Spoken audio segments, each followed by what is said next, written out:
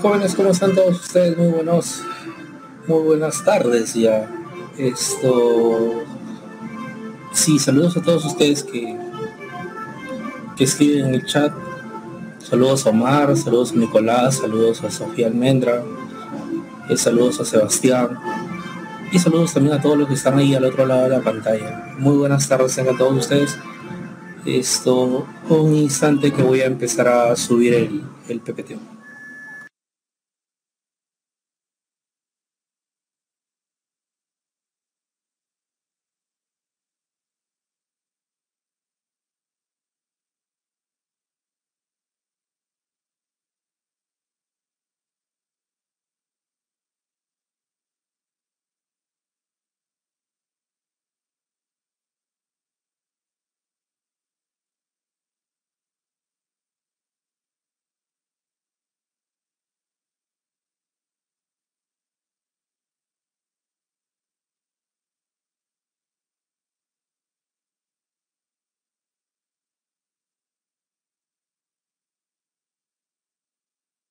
Listo, ahora sí, voy a encender también mi cámara, para poderlos ver. Mentira, yo no puedo ver nada así siendo la cámara. Solamente para que me vean ustedes a mí. Buenas tardes, Britney. Bien.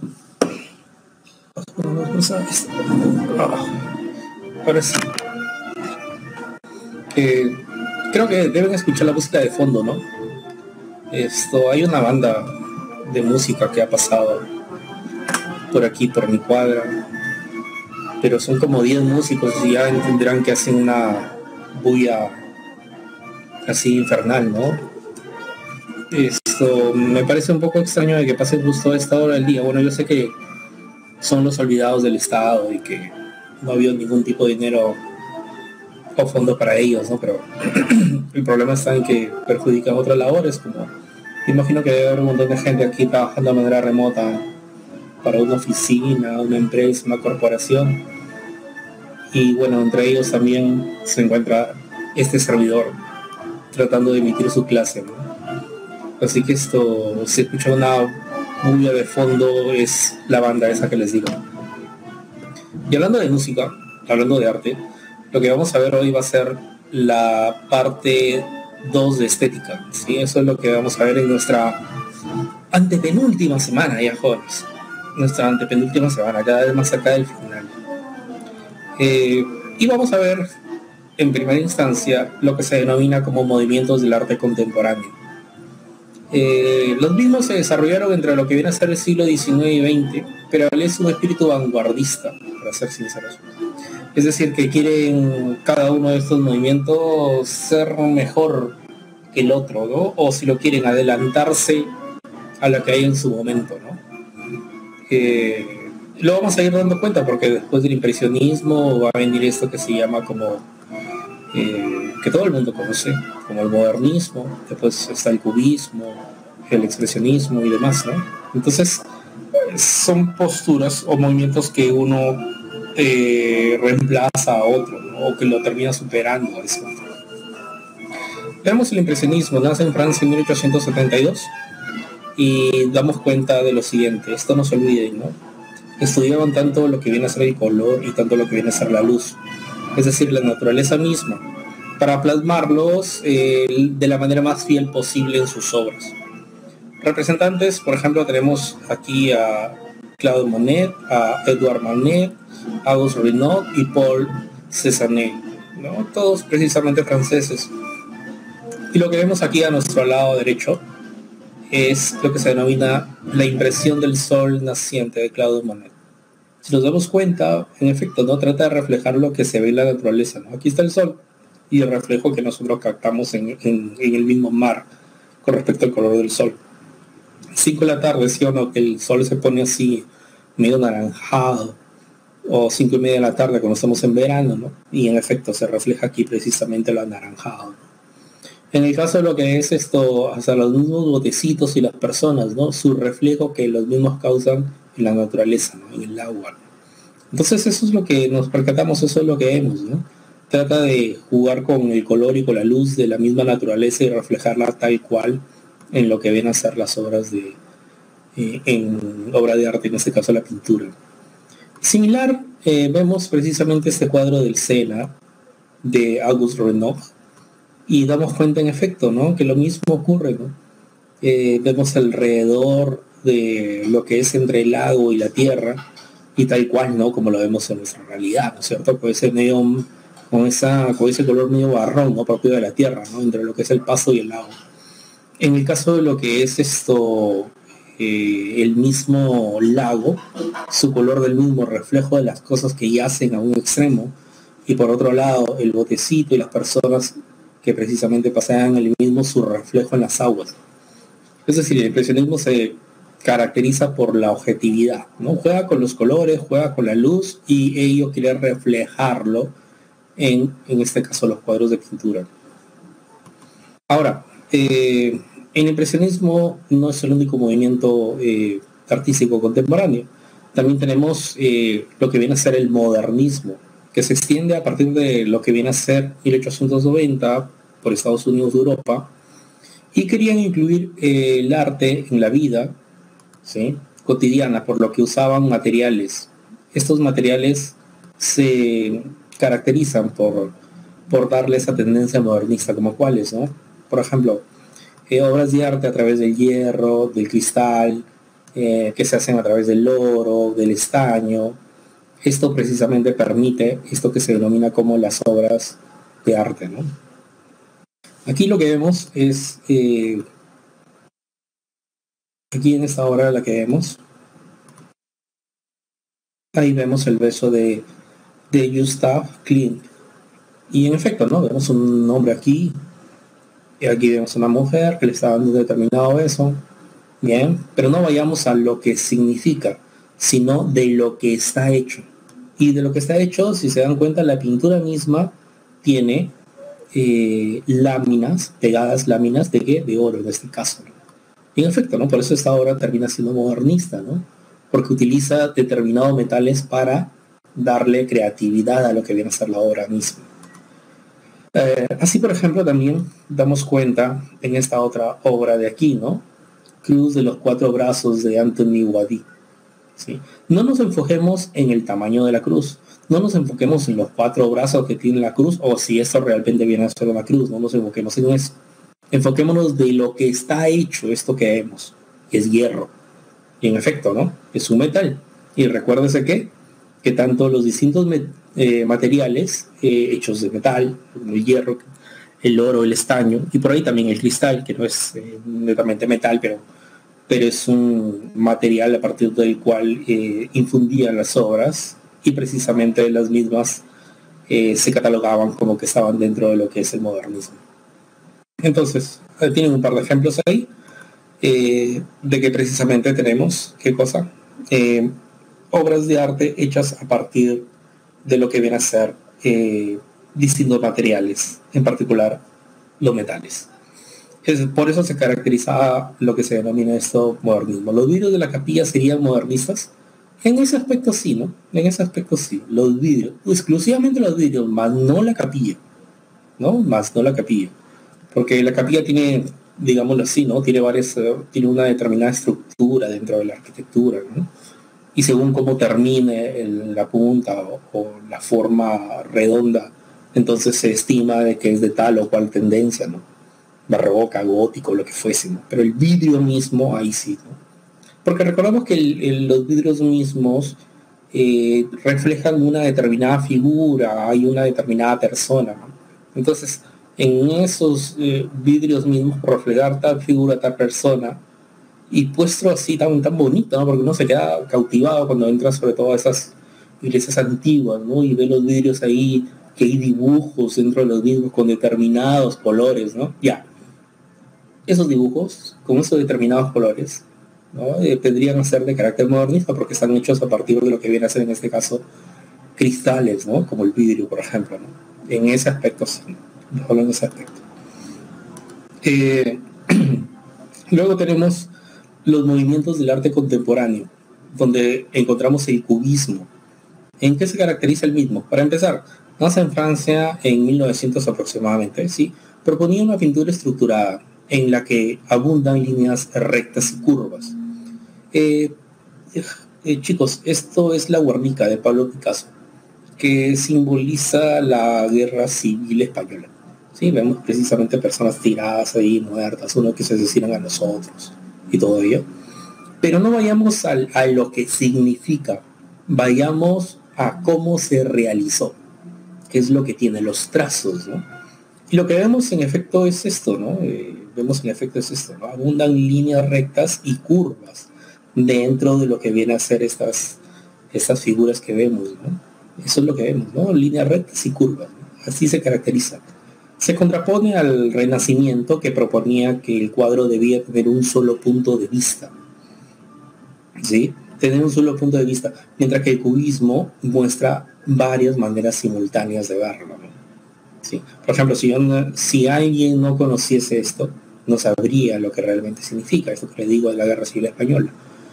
Pero esto, precisamente por ello, entra dentro de lo que viene a ser el cubismo, ¿no? Porque tiene múltiples significados a partir de esos trazos de líneas rectas y curvas que tiene. Representantes: Picasso, Georges Braque, Juan Gris, Fernand Léger, Robert Delaunay. Miren, aquí también tenemos lo siguiente, ¿no? La mujer que llora, de Pablo Picasso. Si le quitan los colores, sí o no, que tiene la misma estructura del anterior que vimos aquí, a punta de puras líneas rectas y curvas, está hecha, ¿qué cosa? También esta obra de Picasso, ¿cierto? El precisamente denominado, ya sabes, cubismo, está redactado sobre todo por esto, ¿no? Por esto sobre todo. Y así también cosas paralelas al que se dieron también del cubismo, como la mesa redonda de Georges Braque, que es una especie de bodegón, ¿no? Donde hay frutas y todo ello. Pero al margen de lo que esté dibujado, fíjate los trazos. También tiene qué cosa, ¿no? También tiene esos trazos de línea recta y de línea curva, ¿no? Si le quitas los colores a esta mesa redonda de Georges Braque,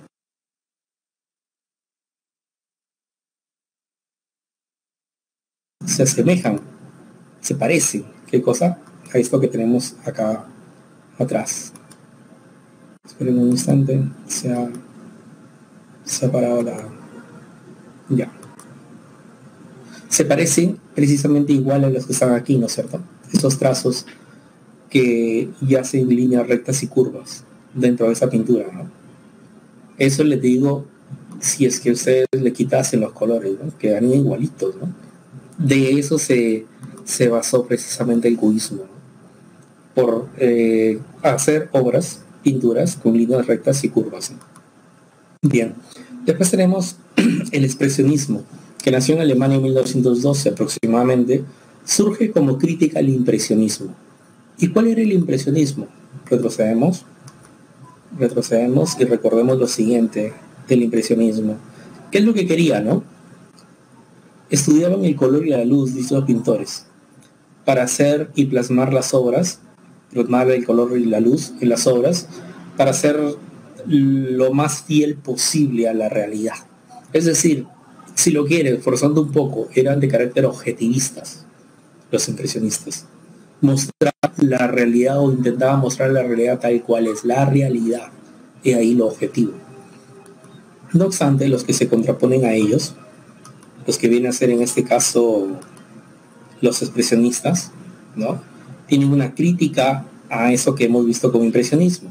Sostienen un arte con visión interior, no olviden esto, visión interior del artista, ¿no? La visión interior del artista, remarcando los sentimientos, mostrando de manera subjetiva la naturaleza. Representantes, ¿no? Matías Grunewald, Peter Bruegel, el Viejo, el Greco y Francisco de Goya. Por ejemplo, acá vemos a Saturno devorando a su hijo, ¿no? Que precisamente hace alusión a esta cuestión de una determinada persona como angustiada frente al mundo, ¿no? Frente a lo que crea, ¿no? Eso es lo que se ve acá, es decir, un interior que quiere dejarse dar cuenta por el exterior, ¿no? O si lo quieren, esta cuestión que está aquí, ¿no? Que representa la visión apocalíptica. Este es un cuadro de lo que viene a ser el Greco, ¿no? Esto se simboliza como el temor de los seres humanos ante la divinidad. Si lo quieres, resumiendo, cuando hacemos alusión a todo lo que es los estados de ánimos del ser humano y mostrar los mismos en una pintura, dicha pintura se la cataloga como expresionista, porque está mostrando los estados de ánimo, los sentimientos de la persona o de las personas.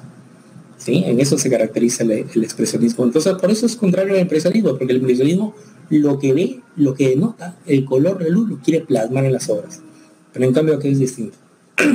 Lo que yace de la persona o personas mismas, lo que sienten, ¿sí?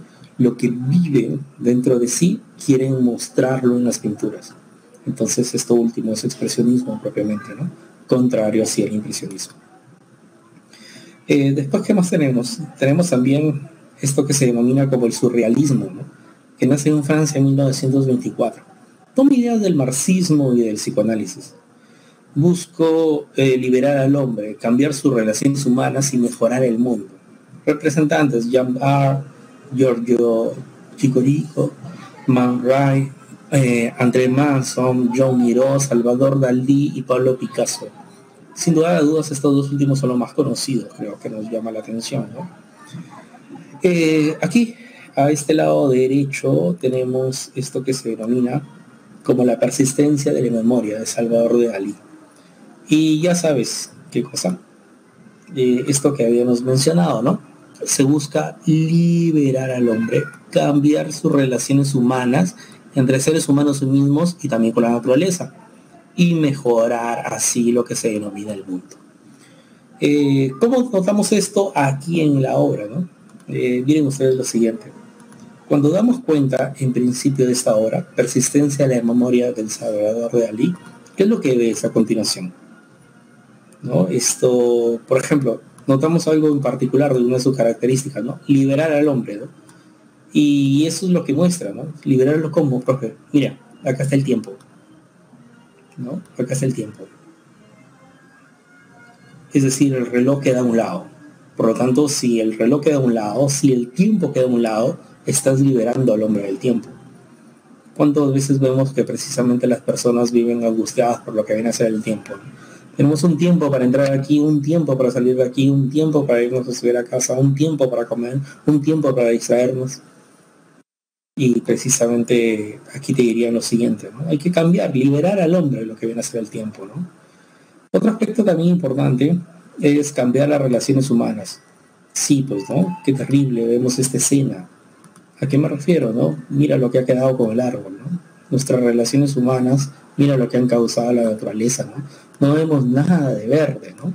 No vemos absolutamente nada de verde. Entonces, ¿eso qué significa, no? Significa lo siguiente en este caso, ¿no? Hay que mejorar las relaciones humanas y así qué cosa, ¿no? Intentar mejorar lo que se denomina el mundo, lo que estamos haciendo con el mismo. Porque miremos, ¿no? Cómo estamos tratando lo que vienen a ser los animales. Entonces hay que mejorar el mundo, ¿no? Y eso es lo que intentan mostrar en las obras los denominados catalogados surrealistas, ¿no? Los pintores surrealistas. Por ejemplo, aquí también la constelación de John Miró, ¿a qué hace alusión, no? A dar cuenta de lo que es la relación del ser humano. Porque el ser humano vive pensando de que vive aislado con respecto al mundo. Eso es lo que piensa el ser humano. Pero en realidad no, nosotros vivimos bajo lo que viene a ser el universo. Y en el universo mismo, ¿qué vemos? Vemos figuras, ¿no? Por ejemplo, figuras humanas.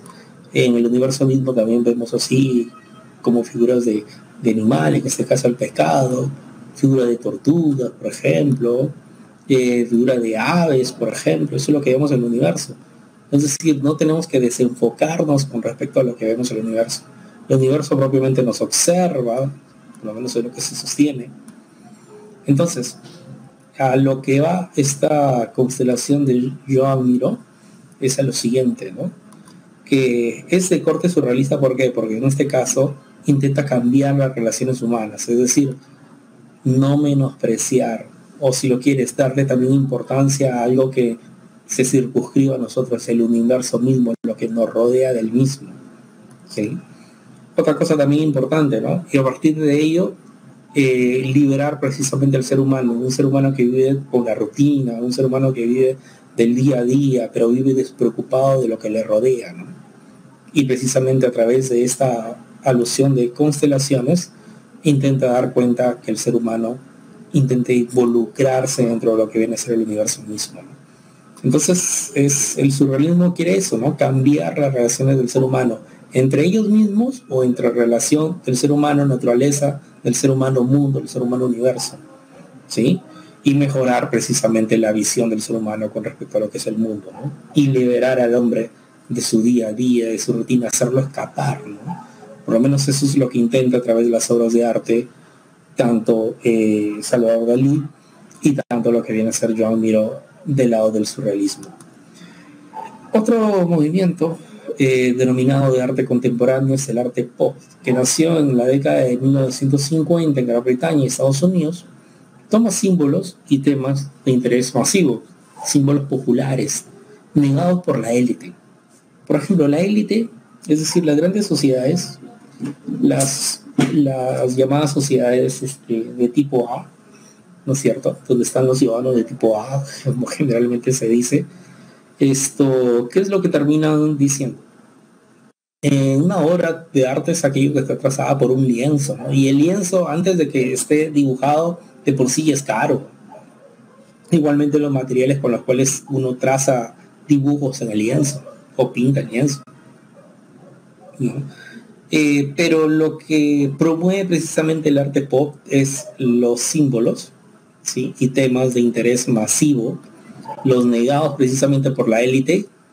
Con eso se puede hacer arte, ¿no? Aquí, por ejemplo, vemos como representantes, tenemos a Andy Warhol, Roy Lichtenstein, Robert Rauschenberg y Jasper Jones, que precisamente Andy Warhol, que creo que es uno de los principales y pioneros de lo que viene a ser el arte pop, damos cuenta de lo siguiente, ¿no? Que hasta con latas de sopa, ¿no? Sopa, hasta con latas precisamente uno puede hacer arte, ¿no? Hasta con cartones, ¿no? Hasta con papeles, ¿no? La élite que va a permitir eso, o que va a decir que eso es arte, pero precisamente el arte pop surge como algo así, ¿no? Como para negar, o mejor dicho, para superar lo que viene a ser la élite, lo que pretende decirnos que es arte, ¿no? El arte pop nace como una manera alternativa de hacer arte. Además de decir que existen determinados materiales comunes, simples y corrientes con los cuales se puede hacer arte, también ocurre de que encontramos símbolos masivos con los cuales podemos señalar que algo es arte. En este caso, ¿no? 3 banderas de Jasper Jones. Este es un símbolo masivo, que duda cabe, ¿no? Estemos en el lugar donde estemos en cualquier parte del mundo que estemos, precisamente, ¿qué es lo que tenemos, ¿no? Tenemos esto, ¿no? El reconocimiento siempre de la bandera estadounidense, ¿no? Es un símbolo universal, ¿no? Es decir, es un símbolo de masa, ¿no es cierto? O también un símbolo de masa puede ser, no sé, eso típico de cuando ves o te hablan de la Revolución Francesa, no ves precisamente determinadas personas tiradas en el suelo, una persona levantando una bandera francesa. Eso es típico también de lo que viene a ser un arte de corte masivo. O lo último, ¿no? En Chile, los chilenos levantando la bandera mapuche en lo más alto de la Plaza Italia, ¿no? Eso ya va a quedar inmortalizado y va a extenderse como una toma de corte simbólica, ¿no? Va a ser de interés masivo, porque donde hay una revuelta se va a tomar en cuenta esa escenografía, ¿no? O como la carita con su boina precisamente del Che Guevara, ¿no? Es un símbolo de corte masivo, ¿no? Para las protestas que puedan existir en cualquier parte del mundo, ¿no? Bueno, eso es propiamente lo que se tiene, ¿no? Eso es lo que se tiene. Bueno, luego de ver los movimientos artísticos contemporáneos, vamos a ver las teorías sobre la belleza. Existe una teoría de corte subjetiva y una corte objetiva.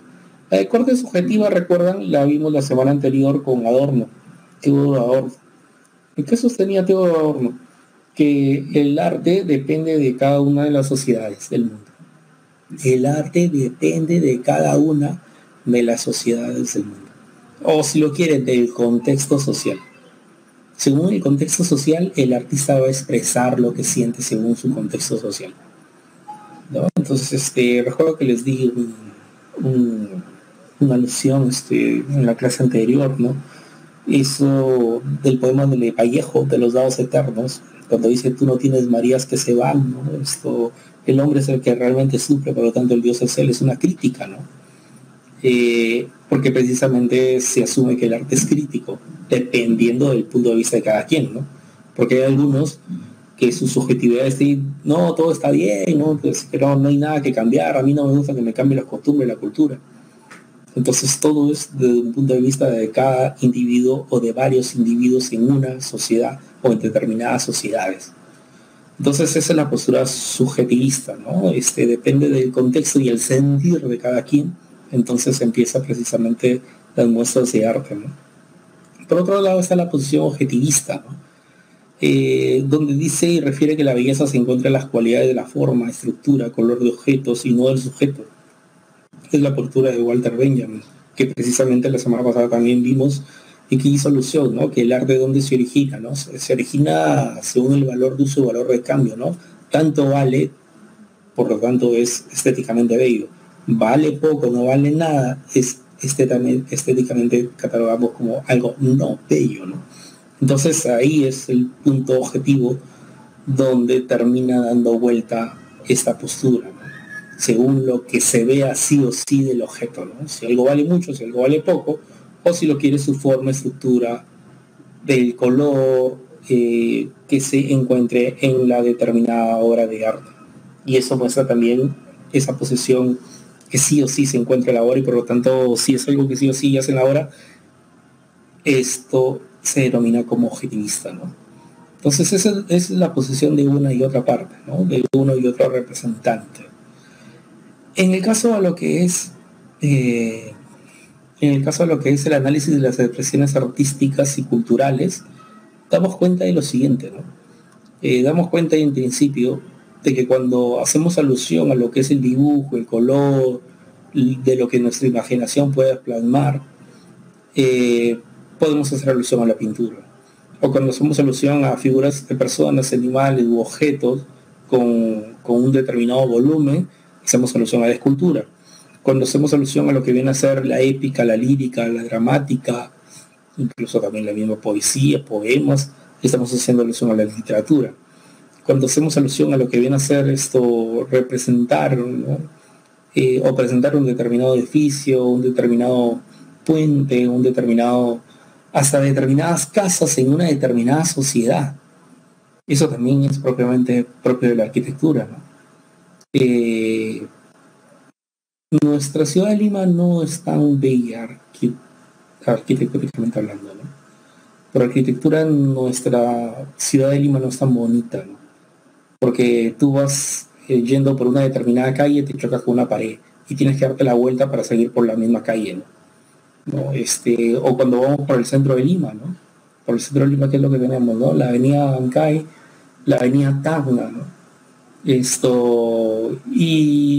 Y la avenida Bancay precisamente continúa con lo que viene a ser la avenida Mancocapa, ¿no es cierto? Pero la avenida Mancocapa muere en la avenida México y ahí se quedó, ¿verdad?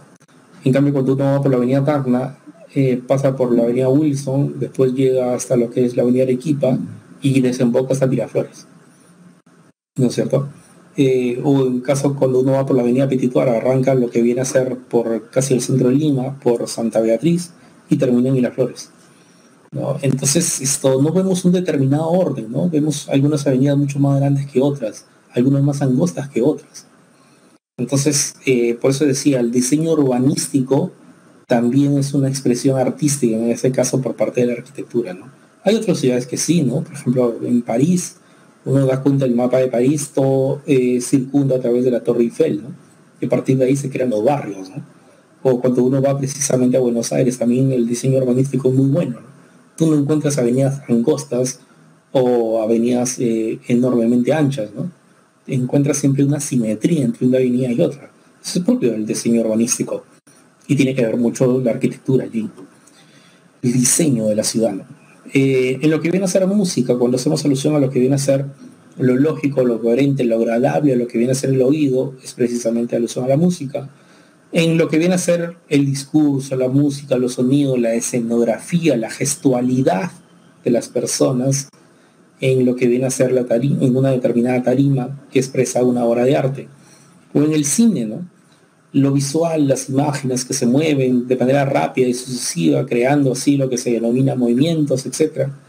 Hacemos alusión a películas y por ende a cine. Análisis de expresiones artísticas y culturales. ¿Por qué se llama así, no? Porque precisamente a través de esto nos permite analizar las expresiones artísticas de la cultura de una determinada sociedad. Por ejemplo, en nuestro país, ¿qué tipo de expresiones artísticas culturales nosotros vemos en nuestro país, ¿no? Me animo a decir que ya sé propiamente la literatura, ¿no es cierto? La literatura, poemas, poesía, gente que hace esas cosas. Incluso cuando hay feria de libro, curiosamente el 90% de libros que venden es de literatura, ¿no? Pero sin embargo se llama feria de libro. Entonces ahí nos damos cuenta que la literatura es una expresión artística cultural que sobresale mucho en nuestra sociedad. Igualmente con respecto a lo que viene a ser la música, ¿no? La gente le gusta mucho lo que es la cumbia, lo que es el guayno, por ahí puede ser el rock, pero sobre todo estos dos primeros géneros señalo que a la gente le fascina muchísimo, según donde esté, ¿no? Si es en la costa, en la sierra o en el lado propiamente de la selva, ¿no? Por ejemplo, si pensamos en la sociedad estadounidense, ¿no? ¿Qué expresión artística cultural ya hacen ellos, ¿no? Cine, ¿no? O Hollywood, ¿no? Y por ahí también, ¿qué podría ser? Por ahí también podría ser la música, ¿no? Por ahí también podría ser la música. O cuando pensamos propiamente en lo que viene a ser Italia, ¿no? ¿Qué expresión artística cultural, ¿no? Y por lo tanto reconoce de inmediato esa cultura, ¿no? Pintura y escultura, por ejemplo, en el caso de ellos, ¿no? Entonces, sí, este análisis, esta clasificación, a manera de análisis que se hace, sirve precisamente para hacer notar eso, ¿no? Las expresiones artísticas culturales que tiene cada sociedad. Por otro lado, ¿no? La apreciación crítica de las manifestaciones artísticas y culturales. Se dice lo siguiente: cada sociedad y cultura determina su forma particular de hacer arte. Por lo tanto, va cambiando de acuerdo al cambio social y cultural. Sí, pues, ¿no? O sea, y vemos a través de los movimientos artísticos contemporáneos que según el sentir de los mismos pintores, de los mismos artistas, es que se cambia la forma de hacer arte. Igualmente sucede aquí, ¿no? Los distintos músicos, que es creo que el ejemplo que más sonaría aquí, se encargan de según su contexto social, según su vivencia, según el momento de la sociedad que está atravesando, el momento histórico. Entonces, a partir de ahí, plasman todo esto en la letra de sus canciones, ¿no? Por ejemplo, esa alusión de cuando pensamos en la alusión del provinciano, o soy muchacho provinciano de Chacalón, que es un sentir propiamente de la época de los 70, de los limeños que emigraban, o de las personas que emigraban precisamente a la Gran Lima. Entonces, según las circunstancias es que se va haciendo arte, ¿no? Se va naciendo la forma de hacer arte, ¿no? Y mucho tiene que ver también el cambio social y la cultura misma para hacerlo, ¿no? En el caso de lo que viene a ser el arte, cultura, sociedad, estética, ¿no? El arte se relaciona con dinámicas sociales. Los artistas se preocupan por las cuestiones que también le eran interesantes a las sociedades de su época. Sí. Y en efecto, ¿no? O sea, según lo que se siente en su época, es que precisamente se va a hacer arte, ¿no?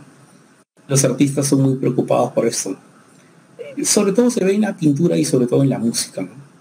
El género rock, por ejemplo, que duda cabe que es bastante de protesta o bastante contestatario, bastante expresionista, ¿no? Es decir, que muestra tal cual la rabia contenida que tiene el músico, ¿no?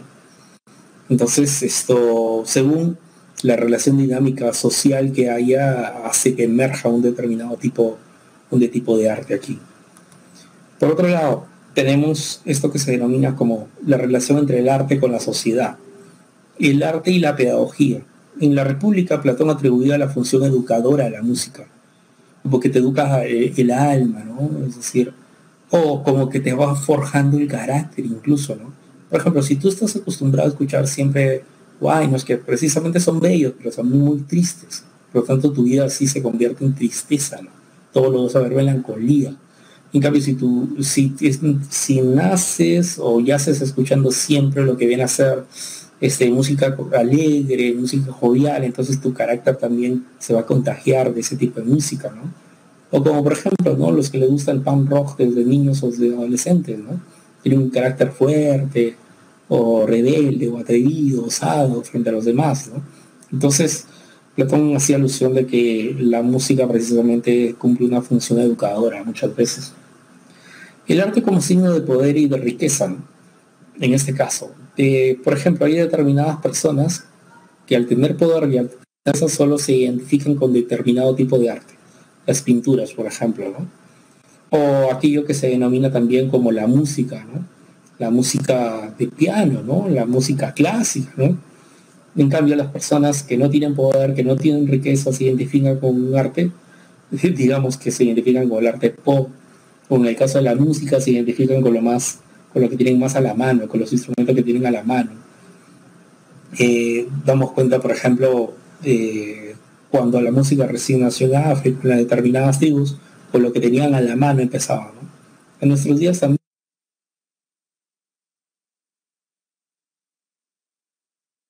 haciendo ollas o tocando galoneras.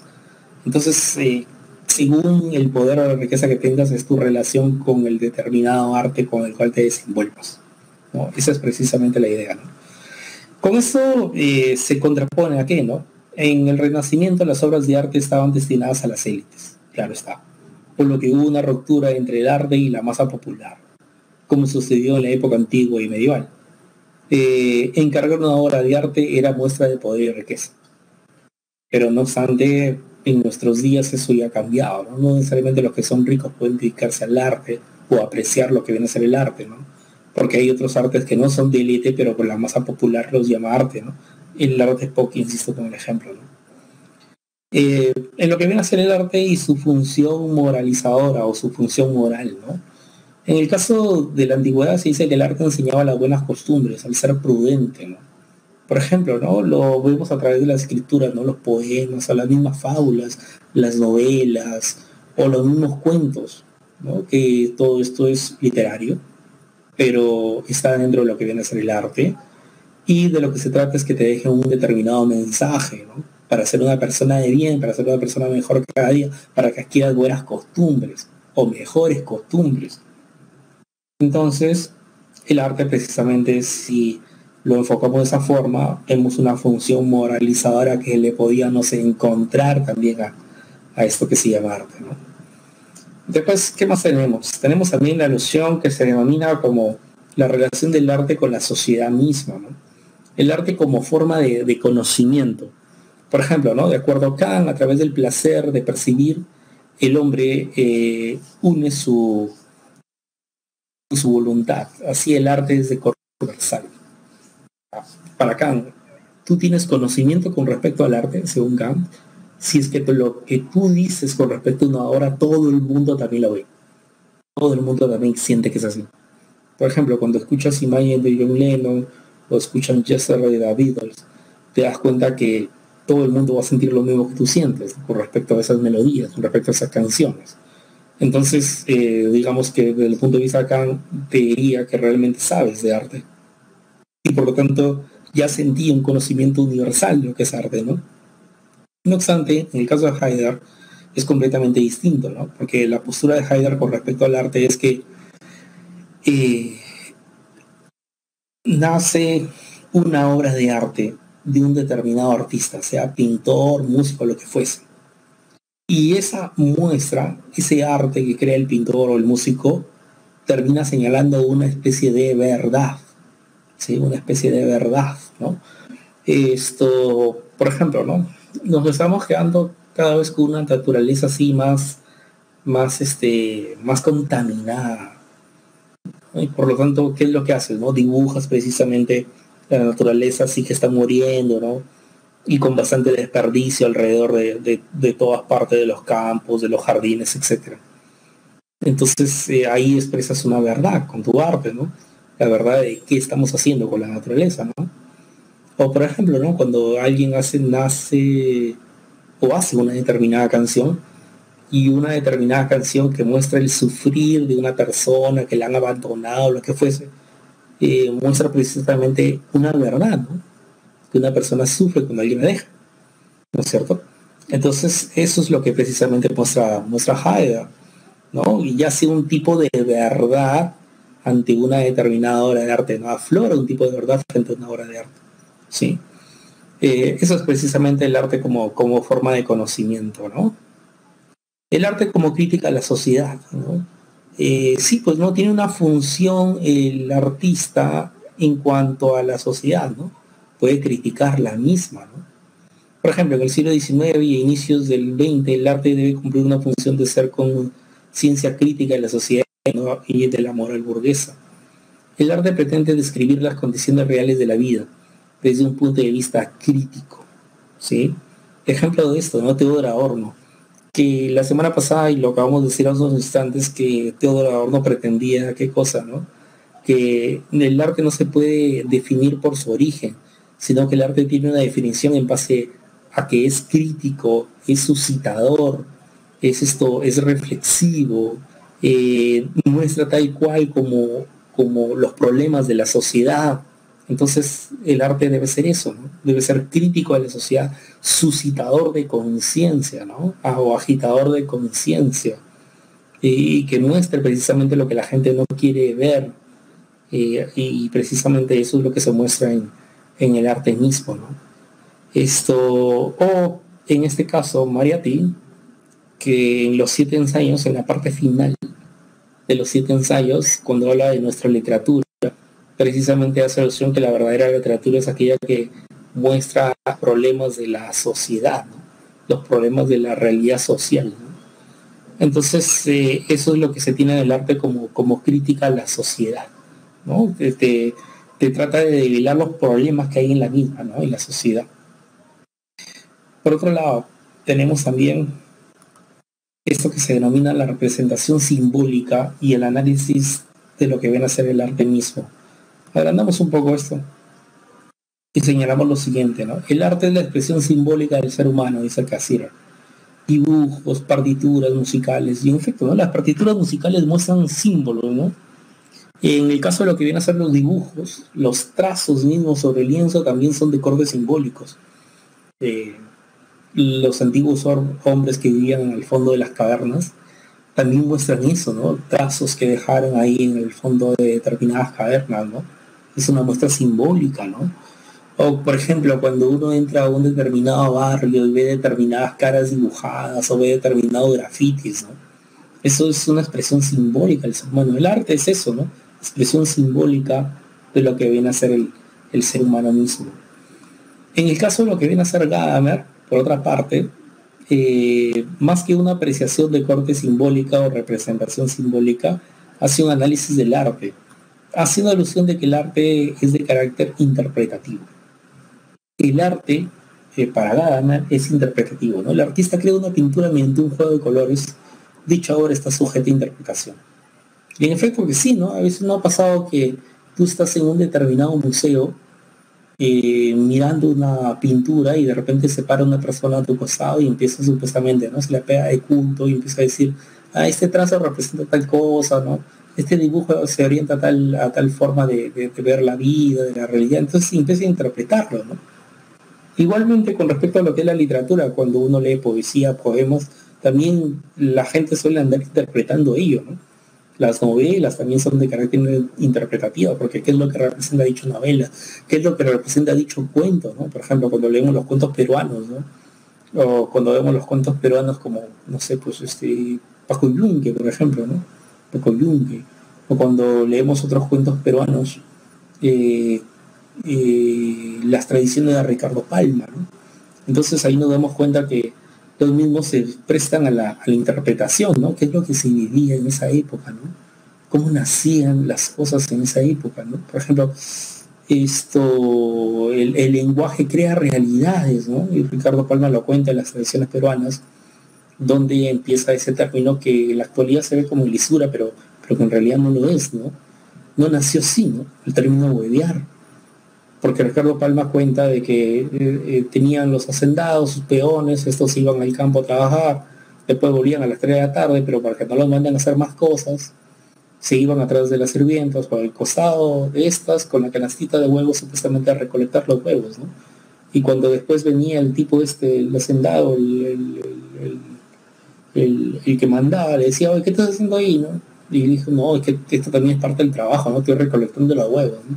No, sal de ahí, estás hueveando ahí. Esa es la expresión que le decían, ¿no? Y esto precisamente lo hace notar Ricardo Palma en las tradiciones peruanas. Así es como nace el término, dice don Ricardo Palma. Y esto está sujeto a lo que viene a ser la interpretación, ¿no? Es decir, mira, ¿no?, cómo el lenguaje va creando realidades, ¿no? Y con el paso del tiempo se va acentuando, y hasta ahora ha llegado ese término a nuestros días, ¿no es cierto? Es decir, da cuenta, ¿no? Hasta en la música mismo le puedo sacar interpretaciones. Escuchas sobre todo las canciones de rock, ¿no? Que más son las que se prestan para la interpretación, para sacarles un mensaje que te quiere mostrar el determinado artista, el determinado rockero, lo que fuese. Entonces el arte es de carácter interpretativo, ¿no? El ejemplo que se ha puesto aquí, ¿no? El pianista cuando toca el piano parece jugar con los sonidos que pueden ser interpretados como símbolos de alegría, tristeza, angustia y demás cosas. Ahora, cuando hacemos alusión a los códigos culturales, identidad y diálogo intercultural, ¿no? Miren, cada sociedad posee códigos culturales. Estos forjan la identidad de una sociedad. Por ejemplo, ¿qué códigos culturales han forjado la identidad de nuestra sociedad? Que somos una cultura milenaria, por ejemplo, ¿no? Nuestra arquitectura antigua, la arquitectura inca, ¿no? Y esa cosa que nos reconoce el mundo, ¿no? Como que tenemos una ciudad llamada Cusco, que es la capital arqueológica de América. Ha forjado la identidad, ¿no? Un orgullo de pertenecer a uno de los gloriosos o grandes imperios que estuvo en América, ¿no? En la parte del sur, el imperio de los incas, ¿no? Y se dice, cada sociedad puede desarrollar manifestaciones artísticas reconociéndose artísticamente la una con la otra, surgiendo de esa forma la cultura de carácter universal. ¿Cómo sería esto, no? Hace unos 100 años o 50 años, las distintas ruinas arqueológicas del Perú no eran muy conocidas. Faltaban por descubrir, si lo quieres. Se fueron descubriendo. Y el Perú, a partir de ahí, ¿qué pasó, no? Pasó a ser conocido mundialmente, universalmente, como una cultura milenaria. Así también con determinados u otros códigos culturales como la comida o nuestro pisco sour, por ejemplo, ¿no? Turistas que vienen acá disfrutan de ello. También se sienten muy fascinados al encontrar chompitas esas de alpaca, ¿no? Y se les llevan a su país. Y precisamente a partir de ello que esto ocurre cuando llegan a su país, pasan la voz y entonces nuestra comida, nuestro trago o lo que viene a ser nuestra ropa que se hace precisamente a partir de esos artesanos que yacen en la sierra, entonces todas esas cosas se vuelven universales, ¿no? Son nuestros códigos culturales, ¿no? Que forjan nuestra identidad, ¿no?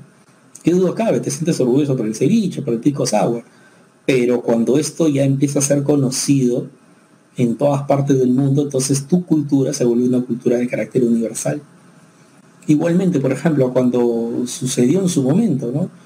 Cuando recién apareció el panetón en Italia, y después el mismo se fueron pasando la voz alrededor del mundo, de repente viajeros llegaban justo en Navidad en Italia y empezaron a llevar las fórmulas a determinados países, y ahora ¿qué tenemos?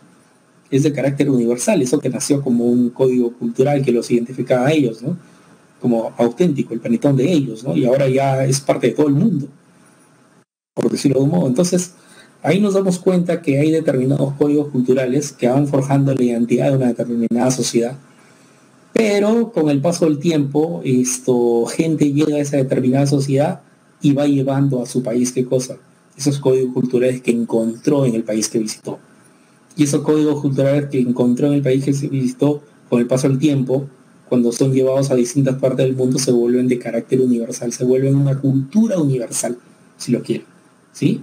¿Dónde está la interculturalidad? La capacidad precisamente de intercambiar cultura, ¿no? Por ejemplo, nos sentimos fascinados con una cultura milenaria y te encuentras, no sé, con italianos o con italianas y te das cuenta de que ellos, por ejemplo, por sobre encima de todo, valoran mucho lo que es su música, las pastas y lo que vienen a ser sus obras de arte.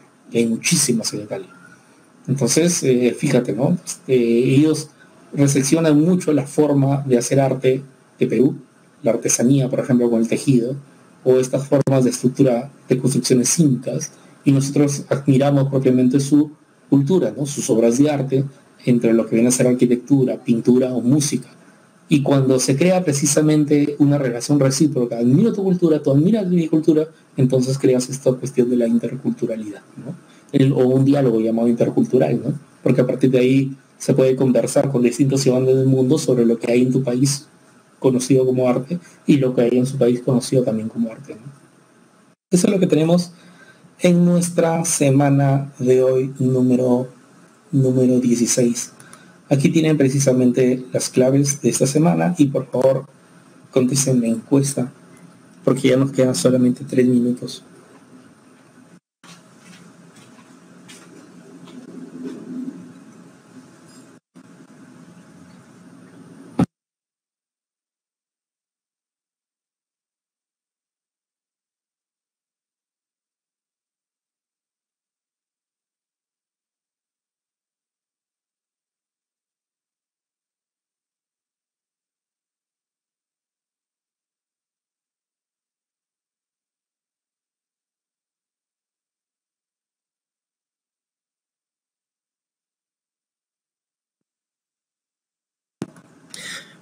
Bien, jóvenes, esto les decía, eh, esto, resuelvan por favor la encuesta. Si veo que ustedes son cerca de 25, ya pues, sí, está completo, no hay problema, está completo.